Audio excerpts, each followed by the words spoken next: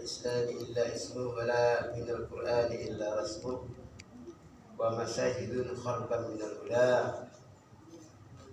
ومساجد خربا من الهدى أو كما قال المصطفى رسول الله صلى الله عليه وسلم. Alhamdulillah yang dimuliakan Allah, terutama yang diutama yaitu Bapak Suranta Panjaitan selaku Ketua Dewan Kemakmuran Masjid Nurul Iman di Komplek Bina Lindung, Masya Allah ya. Saya kira-kira 20 tahun yang lalu udah main-main juga di sini. Memang tukang main kerjanya. Jadi nyari, memang tukang nyari. Kalau dulu nyari yang nggak benar, sekarang bisa nyari yang benar. Kalau dulu kerja saya ngusut kasus-kasus teri, kasus-kasus kakap, diusut sampai ke akar-akarnya, ditelanjangi itu orang, diungkap itu aibnya depan umum. Nah, sekarang kita sudah tobat dan nasuha, kita balik untuk membuat kebaikan. Tetap nulis, dulu nulis berita, sekarang nulis buku. Ya alhamdulillah sejak 20 tahun terakhir ini, setiap tahun saya produksi 1 buku, jadi sudah ada 20 buku yang saya tulis. Buku yang terakhir berjudul The Last Train, kereta terakhir. Nah, covernya itu ada orang naik kereta api di Bangladesh penuh sampai ke Bubungan, sampai nggak kelihatan keretanya saking penuhnya, takut nggak kedumanan. Nah, gitu. Nah, jadi begitulah kita ini seperti naik kereta terakhir. Walaupun di toiletnya kita harus masuk ke dalam kereta. Kereta ini adalah kereta umat. Umat itu adalah umat Muhammad Sallallahu Alaihi Wasallam. Kemudian yang penting saya sampaikan lagi sebelum kita berbedah. Bedah ini adalah bahasa orang-orang penulis. Biasanya bedah ini dipakai oleh dokter, ya kan? Bedah sesar, bedah macam-macam lah. Ayo kita bedah buku. Judul buku ini adalah Kiamat Dekat, Selamat Datang Al-Mahdi. Kiamat dekat, maksudnya kiamat sudah dekat. Makanya kalau kiamat sudah dekat berarti Al-Mahdi akan datang, maka kita ucapkan selamat datang. Selamat datang Al-Mahdi. Nah, dulu kira-kira sebulan lagi selesai buku ini, saya dapat berita dari suku Maya di bagian timur dunia ini. Ada satu suku Maya, itu ahli ramal. Dia mengatakan kiamat akan terjadi tanggal 12 bulan 12 tahun 2012. Berarti udah lalu kan? Waktu itu kira-kira sebulan lagi buku saya ini akan selesai. Tapi mendengar informasi itu, wah, kiamat tanggal 12 bulan 12 tahun 2012. Saya tunda ini. Kalau jadi hari kiamat ini udah gak ada gunanya kan buku. Tunggu. Tepatlah waktunya tanggal 12 bulan 12 tahun 2012. Ternyata nggak jadi kiamat. Allahu Akbar. Makanya Nabi ditanya oleh orang-orang Arab. Ada di Quran, yas'alunaka 'anis sa'ah. Engkau ditanya tentang hari kiamat. Sa'ah itu hari kiamat. Dijawab, turun wahyu. Jawab, kul wa ma yudrika la'alla sa'ata takunu qariban. Katakan Muhammad, kamu enggak tahu, tapi la'alla sa'ata takunu qariban. Mudah-mudahan udah sangat dekat. Nah, boleh Pak bilang, udah sangat dekat boleh, tapi bilang tanggal sekian enak aja, emang kita siapa? Ya. Kita enggak tahu apa-apa dan tidak siapa-siapa, bukan apa-apa. Oleh karena itu, kita jangan terlalu maju. Orang yang terlalu maju mendahului Allah ini adalah orang-orang seperti antek-anteknya siapa? Iblis. Nah, Firaun itu pengikutnya Pak, antek-anteknya iblis. Nah, sekarang kita Kemarin saya sudah kirim ke Pak Ketua PDF-nya Pak ya.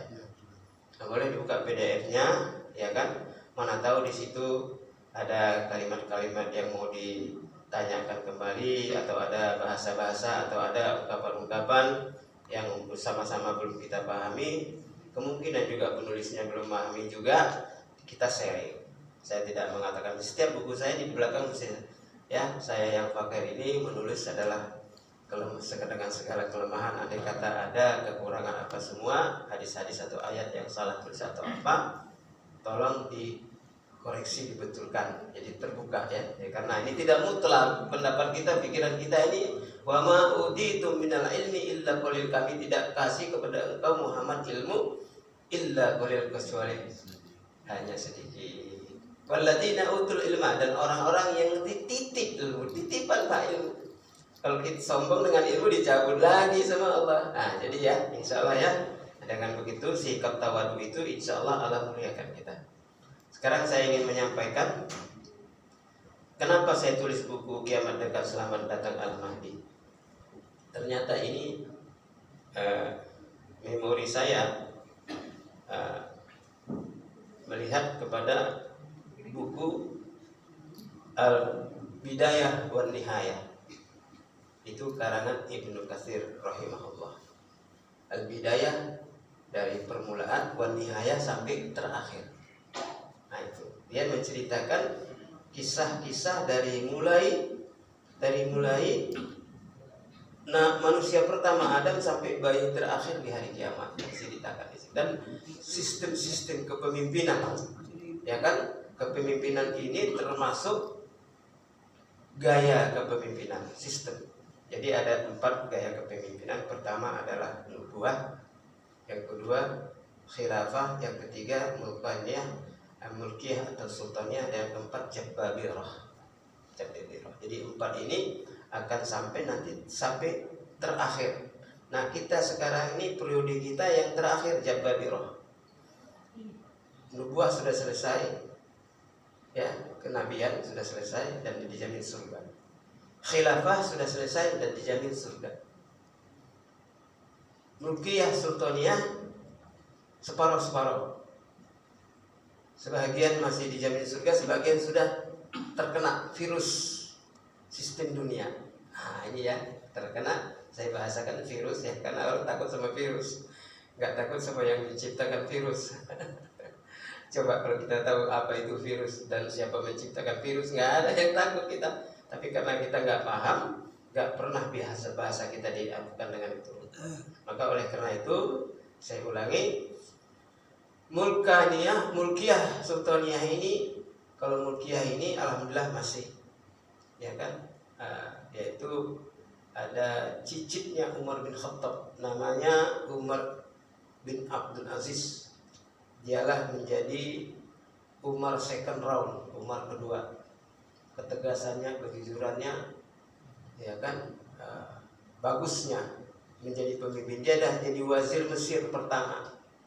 Saya pakaikan bahasa wazir. Wazir itu adalah kalau boleh dikatakan menteri atau gubernur.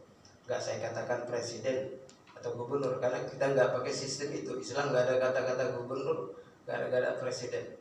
Tapi adalah rais pemimpin atau wazir, menteri.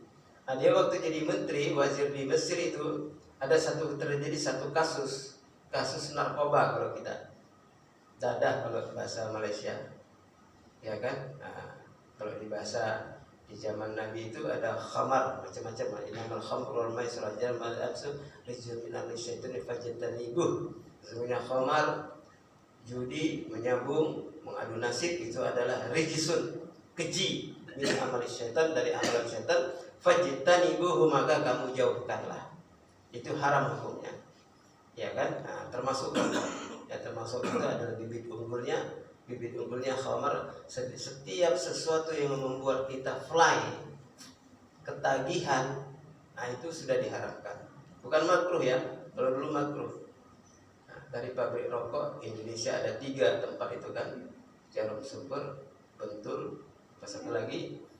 Nah, itu sampai satu kabupaten itu semua keluarganya itu bekerja sebagai karyawan pelinting pabrik rokok dan hasilnya miliaran, dan 2,5% dari situ disumbangkan untuk misionaris, ya, untuk memurtadkan orang-orang Islam. Jadi siapa yang merokok berarti 2,5% dari setiap batang rokoknya itu membantu mensuplai misionaris untuk memurtadkan orang-orang Islam. Nah, ini saya buka rahasia aja, nggak apa-apa ya. Kalau di istana itu, saya di sana 5 tahun bertugas sebagai wartawan di istana itu, ada spesial tuh bungkus rokok istana, namanya. Di spesial dikasih gratis gitu. Nah, kalau dulu pabrik rokok itu iklan rokok nggak boleh. MUI sudah tegas nggak ada iklan rokok di apa namanya?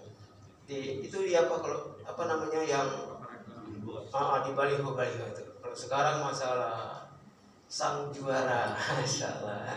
Seakan-akan kalau kita ngisap rokok itu jadi juara kentut kali ya Pak ya. Mohon maaf ya, saya nggak menyinggung-nyinggung. Ini kan bahagian daripada pemikiran kita ya, supaya kita fresh. Malam terakhir ini mungkin malam ini sudah selesai, besok ini tadi sudah sahur terakhir, malam kita sudah takbiran tadi, sudah itaqum minan nar. Kalau kita betul-betul gunakan kesempatan detik-detik terakhir ini, insya Allah Allah Maha Pembuka hidayah. Adapun kiamat dekat, selamat datang Al-Mahdi, itu kira-kira 350 halaman, memang tebal. Kalau Bapak buka di mukadimahnya aja sudah ada berapa di situ. Seantara lain di situ saya tulis bahwa terjadi fitnah kubro, fitnah besar di akhir zaman. Ya, tadi sedikit masalah itu saya lupa, itu Umar bin Abdul Aziz ada putusan qadhi hakim narkoba kan, dihukumlah 3 orang anak muda dihukum karena narkoba, tapi hukumnya ringan. Dipanggil ini qadhi ini hakim agama. Kenapa kamu hukum itu anak-anak itu, korban itu, pelaku narkoba itu hukumnya ringan? Dijawab oleh qadhinya, sang paduka yang mulia, bagaimana saya mungkin menghukum berat sedangkan di antara mereka itu ada anakmu? Anaknya kebetulan satu nama dengan saya Pak. Siapa? Abdurrahman bin Umar bin Abdul Aziz. Merah mukanya Umar bin Abdul Aziz. Jangan kamu rusak Islam ini melalui anak saya. Jangan kamu rusak Islam ini melalui anak saya. Ini Pak. Panggil mereka, putus sesuai dengan hukum yang berlaku. Kaidahnya ada pasal-pasalnya. Akhirnya dipanggil, dihukum lagi, dihukum mati Pak. Nah, dihukum mati.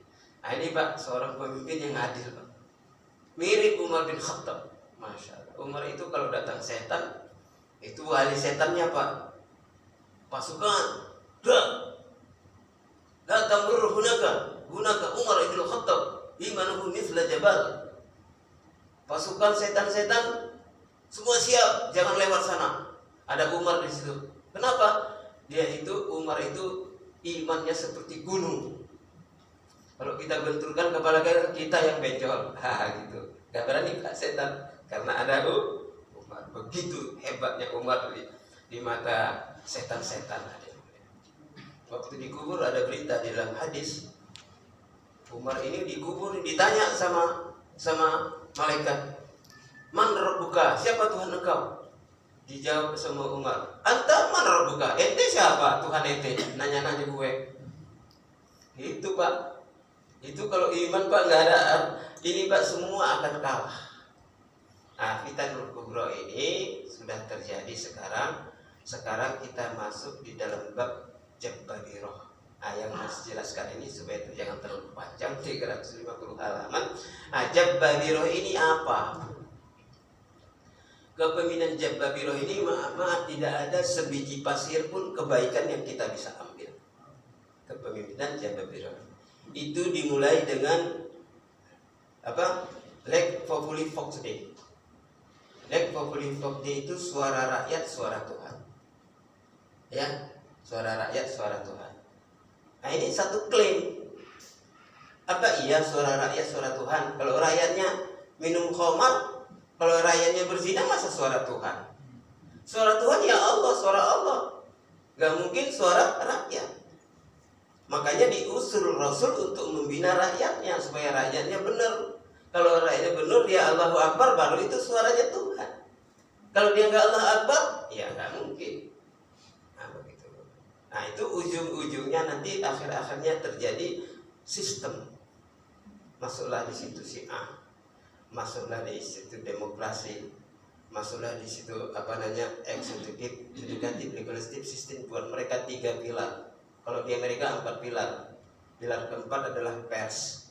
Pers itu termasuk salah satu pilar setelah eksekutif, yudikatif, legislatif. Jadi pers itu kalau dia sudah mau membuat membelenggu, dia bikin apa saja, black news, berita hitam. Dia bisa jatuhkan itu eksekutif dengan berita-berita kasus-kasus mereka.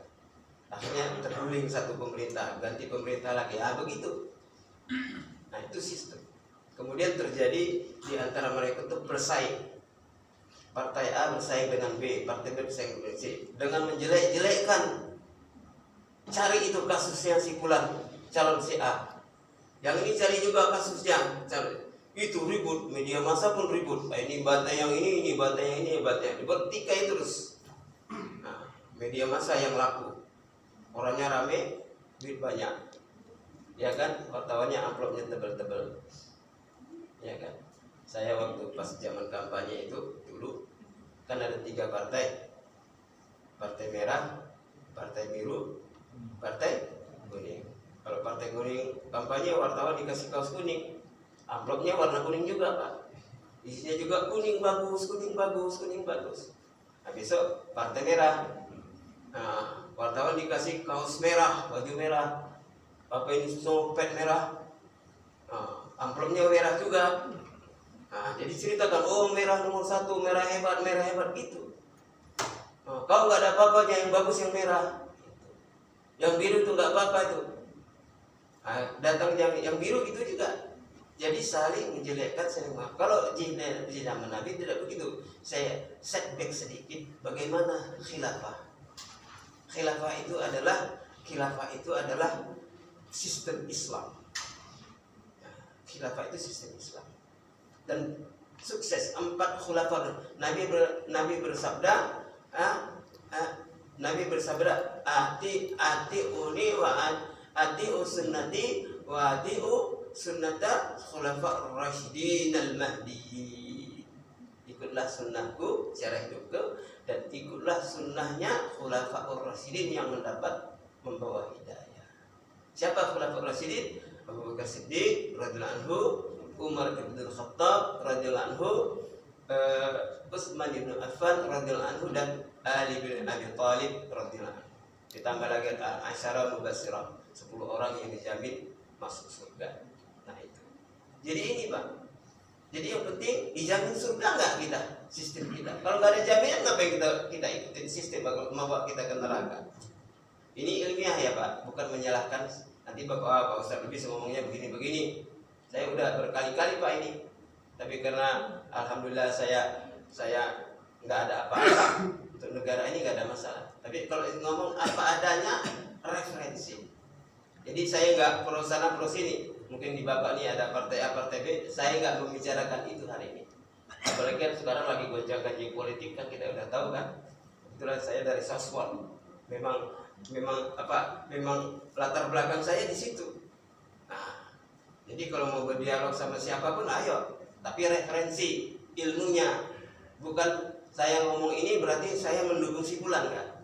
Atau saya ngomong si fulan berarti saya memukul si fulan enggak? Jangan sampai begitu. Kita ini forum ilmiah, ini di masjid ya, ini di masjid. Nah, adapun kiamat dekat, kiamat sangat dekat itu sudah oke. Selamat datang Al-Mahdi. Siapa itu Al-Mahdi? Al-Mahdi itu ada uslub ke-12 dari Hasan bin Ali bin Abi Thalib. Ali punya anak 2, Hasan dan Husain. Satu ketika Rasulullah mencium Ali lewat bibirnya dan mencium Hasan lewat bibirnya, kemudian mencium Husain lewat lehernya. Fatimah binti Rasulullah SAW bertanya sebagai ibunya, ya Rasulullah, kenapa kok lain-lain? Nah, Hasan dicium lewat bibirnya, kok kenapa Husain dicium lewat lehernya? Dijawab oleh Nabi, nanti si Hasan ini meninggalnya kena racun oleh musuh-musuh Islam, sedangkan Husain meninggalnya lehernya dipancung oleh musuh-musuh Islam. Nangis itu siapa? Fatimah. Ya Rasulullah, doakanlah anak kita jangan sampai terjadi yang seperti itu. Kasihan kan seorang ibu. Berita Rasulullah ini benar. Apa jawab Rasulullah? Wahai anakku Fatimah, ketahuilah bahwa doaku utama adalah untuk umat. Nabi itu kalau doa untuk umat, adapun kalian ini bahagian dari umat udah otomatis. Nah gitu. Kalau kita kan doa untuk bapak dulu, ayah dulu, anak dulu kan. Kalau Nabi untuk umat dulu. Ummati, ummati, ummati, umatku, umatku, umatku. Gitu. Bahkan Jibril datang menyampaikan berita gembira kepada Nabi. Ya, Jibril datang disambut oleh Nabi. Saya tahu kamu datang. Maksudmu kamu saya tak? Iya, saya mengisi kabar bahwa engkau sudah dijamin surga Firdaus. Bukan itu yang mau saya tanya, bagaimana dengan umatku? Dia udah berita jamin, bagaimana dengan umatku, ummati, ummati, ummati. Ya ini Pak. Nah, kalau ada perasaan umat bagi kita nggak egois lagi Pak. Kalau ketua DKM, kalau ustadz, kalau orang alim, lulusan Universitas Ummul Qura, Jamiatul Islamiyah, Al-Azhar Mesir, Temboro, lulusan Gontor, kalau mereka ada perasaan umat ini nggak pernah pecah. Mesti umat ini satu, ada kasihan kepada umat. Nah itu. Jadi Al-Mahdi itu adalah uslub ke-12 dari Hasan bin Ali bin Abi Thalib. 1, 2, 3, 4, 5, 7, 8, 9, 10, 11, 12. Namanya Muhammad bin Abdullah, persis senama dengan Rasulullah SAW, alias Al-Mahdi, alias Al-Muntazor. Al-Muntazor itu yang sedang ditunggu-tunggu kedatangannya. Al-Muntazor itu yang sedang ditunggu-tunggu kedatangannya. Artinya kita sedang menunggu. Makanya kita bilang selamat datang yang ditunggu kan. Nah ini judulnya dari situ inspirasinya. Nah nanti kalau dia datang, di dalam kitab disebutkan dia datang itu tahun ganjil Hijriyah. Sekarang kan 1114. Berapa? 1445. Berarti ini tahun ganjil. Kalau nggak tahun ini ya nanti berarti 1 tahun kemudian lagi tahun ganjilnya. Makanya setiap tahun ganjil di Syria, ulama-ulama besar yang kelas dunia, artinya memang udah sampai ke sana pikirannya, mereka datang ke Mekah. Nah, kalau Bapak mau datang ke Mekah tahun ganjil Hijrah itu bagus untuk menunggu kedatangan Al-Mahdi. Dia nanti datang turunnya itu di kebun kurma Az-Zwah. Kira-kira 300 meter dari Masjid Nabawi. Kurma Az-Zwah itu terkenal. Di situ dia tuh. Kalau dia sudah sampai di situ, maka 10 ulama mengejar dia, mau berbaiat langsung untuk meneruskan perjuangan, karena dia adalah pemimpin yang diutus oleh Allah untuk menyelesaikan semua kepemimpinan yang ada. Jadi kepemimpinan Jababiroh yang sekarang ini akan diselesaikan tuntas oleh Al-Mahdi. Ini Pak, keyakinan Pak ya. Jangan sampai kita merasa Pak, sistem Bapak ini sekarang mau menyelesaikan umat. Gak bakal selesai ini. Gak bakal selesai. Nanti Allah akan menurunkan 12.000 pasukan dari Aden. Saya tahun 2008 ke Aden, keliling Yaman saya 4 bulan. Son'a, Hudaidah, Aden, Syai'un, Tarim, Mukalla, Hadramaut, sampai ke kubur Hud. Nah, kubur Hud itu, di kuburnya itu kami ziarah itu 16 meter Pak. Begitu besar badan orang-orang dulu, ya kan?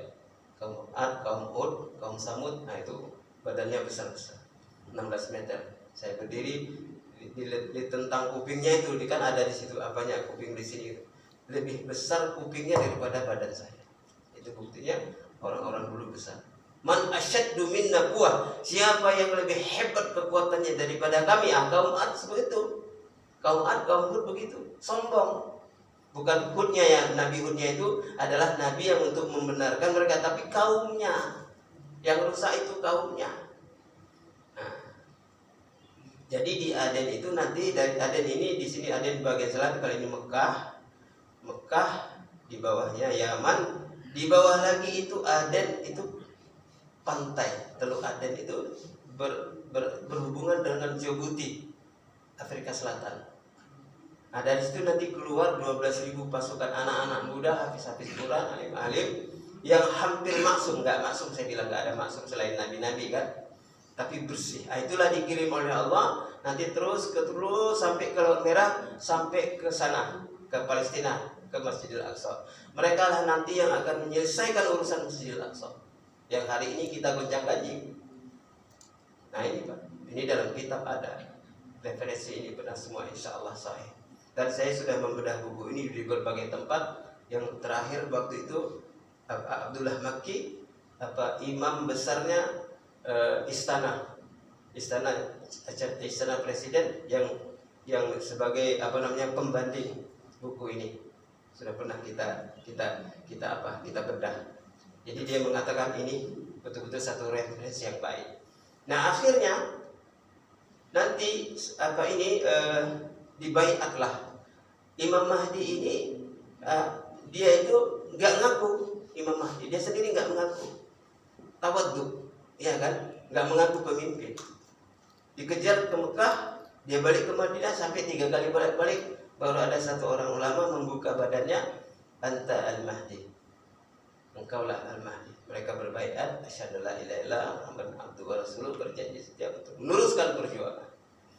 Nah, nanti itu tahap pertama 10 orang, 3 orang dari Hijaz itu maksudnya dari Makkah, Madinah, Saudi, yang sekarang 7 orang dari Azam, non Arab.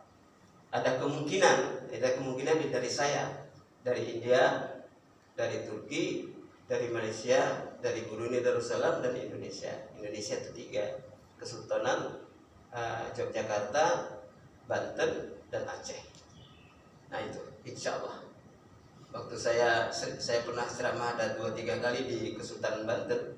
Waktu itu sultannya itu turunan kesekian itu, siapa namanya, Bapak Ustadz itu, dia bilang, Ustadz ikutlah ke Amerika, kita mau bikin pernyataan untuk menandatangani kesepakatan untuk berbaiat kepada Imam Mahdi apabila nanti datang.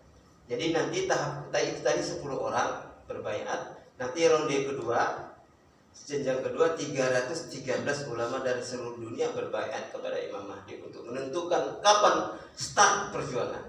Nah begitu. Dan yang 313 ini persis seperti jumlah peserta perang Badar. Maka ini Badar jilid 2. Badar jilid 2.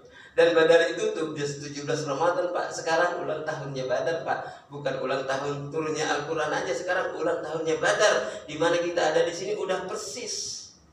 Jangan kita sholat min ahlil badri, min ahlil badri, tapi kita nggak pernah mengamalkan Badar. Berarti hanya mulut. Kita berjuang bukan dengan hanya mulut. Memang betul dengan mulut bagus, tapi yang paling bagus adalah falyughayyirhu biyadihi. Ubahlah dengan tanganmu, akan berubah itu kemungkaran. Marra'a minkum mungkaran, siapa saja yang melihat, minkum berarti 1 orang, minkum daripada kamu berarti 1 bapak, melihat kemungkaran, falyughayyir, maka wajib kamu ubah dengan tanganmu. Fa'ilam yastati, kalau nggak mampu dengan tangan, nggak punya tangan misalnya ya Pak ya kan, baru Pak bilisani, dengan lisan saya sampaikan nasihat. Apabila Bapak lagi bisu nggak bisa ngomong, ya dengan dalam hati kita. Wadzalika al-aful iman, itulah selemah-lemahnya iman. Kita ini termasuk yang mana nih?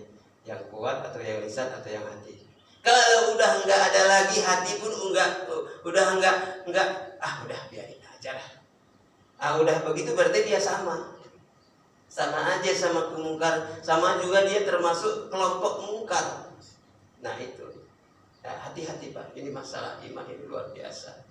Nah, jadi kalau dia nanti sudah yang 7 itu, yang sudah berbait, selesai berbait, Fitanul kubra itu terjadi. Fitanul kubra itu fitnah besar. Apa cirinya? Fitnah besar itu cirinya di dalam hadis disebutkan, man tamassaka bi sunnati inda fasadi ummati falahu ajruhu syahid. Fi hadisil akhar falahu ajruhu mi'ata syahid.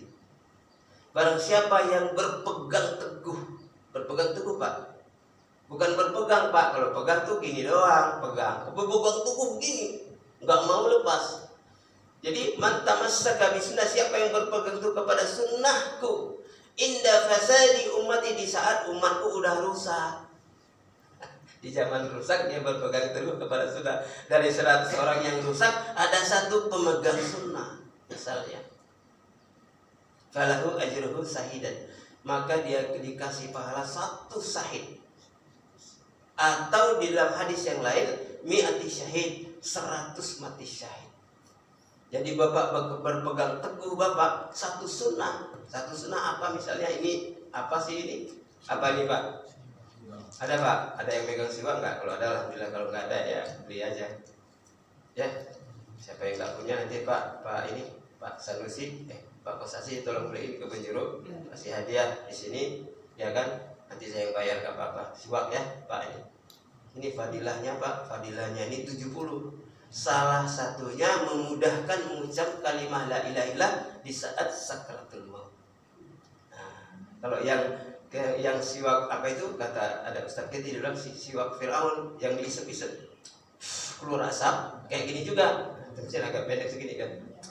Itu 70 juga fadilahnya, keutamaannya.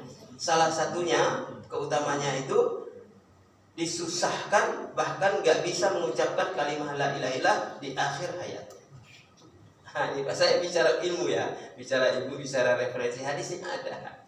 Nah, jadi mari sama-sama kita niatkan untuk kebaikan kita kejar, untuk tidak enggak. Saya waktu di keluar 4 bulan di apa namanya, Thailand ke sana apa? Thailand ke sana? Bukan ke sananya, Thailand ke sana. Birma, ke Birma. Waktu ke Birma saya lewat juga sampai ke Kamboja, sampai ke sana, sampai ke Sungai Mekong seberang itu ya. Jadi kami 4 bulan ternyata di border perbatasan itu kami kan jalan lewat darat. Di border itu masalah imigrasinya tuh udah kayak nerekam aja. Kawan-kawan udah ngasih $50, $100. Saya tenang aja, saya menghadapi ya. Ini kan ada di sini begini. Putin ini Bapak, ada apa tuh di kantongmu? Ya, saya gini-gini aja. Udah. Dia bilang, oh there is no toothbrush in your country. Emang nggak ada sikat gigi di negara kamu, miskin amat katanya. Go, berangkat, masuk. Udah. Ya kan, di zaman Nabi pun ada juga sahabat yang menggosok giginya sehingga musuh takut. Wah, mereka lapor kepada ini pimpinan, jangan perang sama mereka. Kenapa? Mereka sudah menggosok gigi-giginya untuk menggigit kita. Orang takut Pak. Di balik sasuna ada kejayaan. Nah, ini cerita Pak. Itu kalau kita baca kitab Hayatus Sahabat yang 3 jilid itu semuanya sahabat-sahabat Nabi itu orang-orang sama kayak kita juga, mudah miskin, jahil, males, ada semua ngadu sama Nabi, apa-apa ngadu sama Nabi. Nabi ini tempat pengaduan. Solusinya wahyu dari Allah, itulah Al-Quran. Solusi umat ini adalah kasus-kasus sahabat yang diserahkan oleh Nabi kepada Allah dan Allah kasih jawabannya. Itulah solusi. Makanya solusi hidup kita ini Al-Quran, jangan solusi kitab yang lain. Begitu. Terus setelah dia turun, nanti pasukan Al-Mahdi ini adalah 7 golongan masuk surga tanpa hisab. 7 golongan.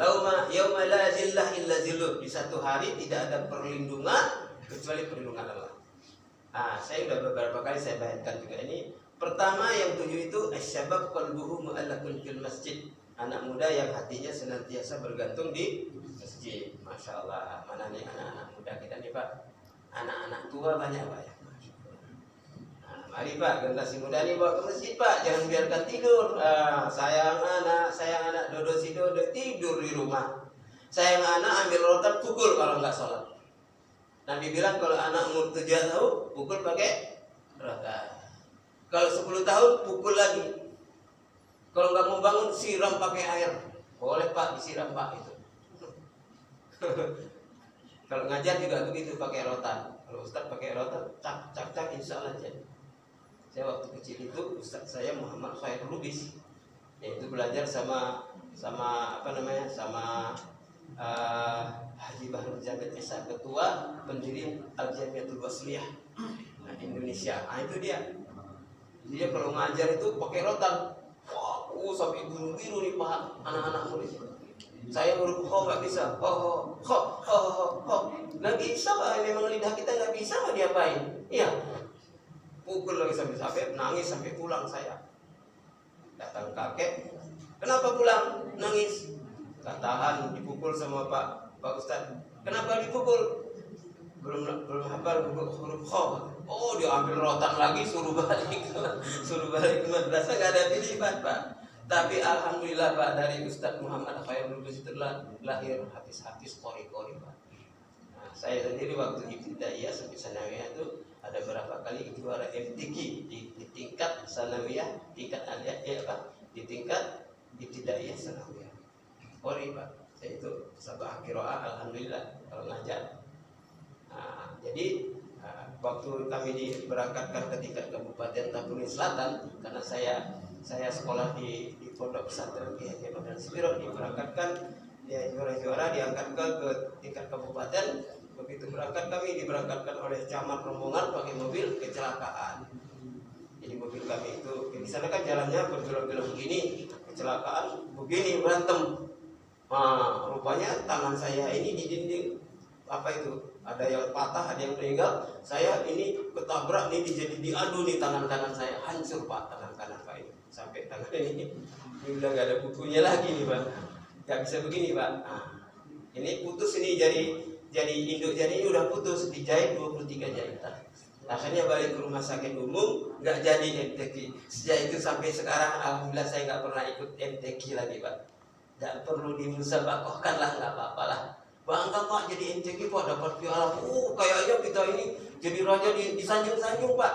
Kalau kita nggak kuat iman Pak, riya'an nas otomatis. Auzubillah min dzalik. Itu sekedar ini aja ilustrasi. Kedua adalah rajulun yakhruju fi sabilillah min biladi syatta ila biladi syatta. Satu orang laki-laki yang keluar di jalan Allah mendakwahkan agama min biladi syatta, dari satu tempat yang terpisah-pisah ke negeri yang terpisah-pisah. Keliling seperti jamaah orang-orang mubajirun sekarang kayak gitu. Ada hadisnya kan. Yang ketiga adalah tajirun shadiq, pedagang yang jujur, tidak mengurangi timbangan, tidak mengurangi ukuran, tidak makan riba. Yang keempat imamun adil, imam yang adil. Ya, imam di sini bukan hanya sekedar imam di masjid, tapi juga imamnya umat. Adil. Adil itu artinya tidak zalim. Tidak zalim itu bagaimana? Di surah At-Taubah ayat 23. Ya ayyuhalladzina amanu la tattakhidhu aba'akum wa ikhwanakum awliya'a min dunillah awliya'a in istahabbul kufra 'alal iman wa may yatawallahum minkum fa ulaika humuz zalimun. Wahai orang yang beriman, janganlah kamu ambil bapak-bapakmu dan saudaramu jadi pemimpin. Ini istahabbul kufru 'alal iman, kalau mereka lebih mencintai kekafiran daripada keimanan. Ya kan? Bapak sendiri sama saudara sendiri enggak boleh kita pilih jadi pemimpin kalau dia lebih cinta kepada kafir daripada kepada keimanan. Wa may yatawallahu minkum, siapa di antara kamu yang bertolak belakang dari larangan ini, faulaika hum, itulah orang zalim. Orang zalim itu Pak, Masya Allah, rusak Pak. Rusak. Makanya orang zalim itu bahaya. Jadi merusak. Jangan sampai seperti itu. Makanya penting imamun adil. Pemimpin yang pilihlah pemimpin yang mereka itu adil, tidak zalim kepada rakyatnya. Jangan sampai ada pemimpin mau cari kursi, jual ayat kursi. Udah dapat kursinya, ayatnya dibuang. Bisa saja. Bisa saja bolak-balik kata-kata. Ya kadang-kadang begitu. Wah, lillahi ma fis samawati wa Allahu waliyul ladzina amanu. Begitu kan? Pakai ayat-ayat Allah tapi isinya Allahu Akbar 3 ta udah bagus. Harta, tahta, wanita. 3 ini godanya harta, tahta, wanita. Kalau nggak harta lewat, harta dia nggak tergoda. Tahta kedudukan, ya kan, kursi lewat juga. Terakhir wanita, bahaya Pak. Wanita ini hanya yang selamat itu Nabi Yusuf. Ghalaqatul abwab, dikunci pintu-pintu. Nah, tapi di situ ada innan nafsa la amaratun bisu illa ma rahima rabbi, illa ma rahima rabbi. Sesungguhnya nafsu itu merusak, memerintah kamu untuk berbuat kerusakan illa ma rahima rabbi, kecuali orang yang mendapat rahmat Allah. Itulah Yusuf. Udah di kedua Pak sama Siti Julaiha, wanita tercantik Pak, istri raja. Nggak mungkin Pak istri raja itu jelek Pak. Dikontes dulu, dipilih dulu yang tercantik, diambil Pak sama dia. Bayar berapa aja, namanya raja. Nah itu menggoda kepada Nabi Yusuf. Sama-sama dia pun udah senang, Nabi Yusuf pun udah senang. Masa laki-laki ngelihat perempuan cantik nggak senang? Berarti dia, jangan-jangan dia itu ya kan apa? Terserah Bapak. Ya kan? Jadi masa perempuan gak lihat-lihat ganteng gak tertarik, mesti tertarik. Tapi itulah Nabi Yusuf tidak tergetar. Sampai-sampai itu dikejar oleh dia dulu. Pintu kan udah tertutup semua. Nah, jadi rebut-rebutan lah itu. Terjadilah sesuatu. Akhirnya diadili Yusuf. Kenapa? Karena ternyata waktu diadili itu ditanya sama hakim. Hakimnya adil juga, ditanya mana yang koyak, siapa yang bajunya yang robek. Ternyata baju yang robek itu bajunya Yusuf dari belakang, berarti dia yang dicakar-cakar, dikejar-kejar dari belakang. Kalau dari depan berarti Yusuf yang berbuat kasih pendusta, tapi dia ternyata dari belakang. Akhirnya diputus itu. Kenapa begitu? Ini istrinya raja, apa ini yang paling cantik. Dia bikin kumpulkan ibu-ibu di dapur. Bukan ibu-ibu di dapur, ibu-ibu itu lagi masa-masa lepas ini Nabi Yusuf. Begitu Nabi Yusuf lepas, orang itu saking cantiknya Nabi Yusuf terperangah semua Pak itu. Ibu-ibu itu, ibu terperangah sampai ngerajang begini terputus jari-jarinya Pak, dipotong sakit. Ini bukan manusia, ini malaikat ini begitu. Situlah kecantikan Nabi Yusuf diceritakan di dalam Al-Quran Pak. Jelas Pak. Nah, maka mudah-mudahan ya kita jadi imamnya. Terus yang keempat, yang tadi keempat ya, imamnya ada keempat. Yang kelima, yang seorang yang digoda oleh perempuan cantik seperti tadi itu, tapi tidak tergoda, dia mengatakan pada dirinya, ana akhafullah rabbal alamin, aku takut kepada Allah. Enggak terjadi skandal. Yang keenam itu adalah orang ahli yang memberi dengan tangan kanannya tidak diketahui tangan kirinya. Artinya apa? Ikhlas. Nah, yang ketujuh itu adalah ahli zikir. Ahli zikir bukan maksudnya 1000 kali Al-Fatihah, bukan 1000 kali 40 kali Yasin, bukan itu. Orang ahli zikir itu adalah orang yang mengetahui perintah-perintah Allah dan pada saat yang benar dia mengamalkannya. Dan orang yang mengetahui larangan-larangan Allah dan saat yang tepat dia bisa menjauhi larangan itu. Itu adanya ahli zikir.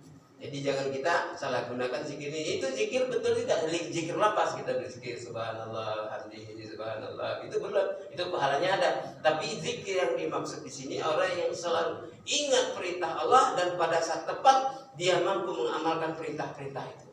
Dan orang yang mengetahui larangan-larangan Allah dan pada saat yang tepat dia mampu menjauhi larangan itu. Maka amar ma'ruf nahi munkar ya dakwah lagi. Nggak ada cerita. Kalau umat ini mau berubah nggak dakwah ya nggak mungkin, nggak ada jalannya. Kalau bapak mau ke Blok M ya harus lewat jalan. Nggak mungkin bapak terbang gitu, kecuali bapak Nabi Sulaiman bisa terbang di atas angin. Nah, mesti ada jalannya. Mungkin saya sekedar memang ini panjang kalau saya ceritakan, tapi kan ini pembukaan ini sudah cukup untuk memberikan intro kepada kita semua. Mungkin di antara bapak sudah ada membaca buku itu atau apa, ada mau sedikit bertanya, boleh silakan. Terima kasih Pak Ustaz. Bagi jemaah yang ingin mengajukan pertanyaan, dipersilakan Untuk jemaah yang kebetulan nomor telepon atau grup-grup yang ada di saya sudah share dalam bentuk PDF. Bisa dipersilakan untuk menjadinya masing-masing. Untuk yang belum dapat bisa mencatat nomor saya, kebetulan nomor HP.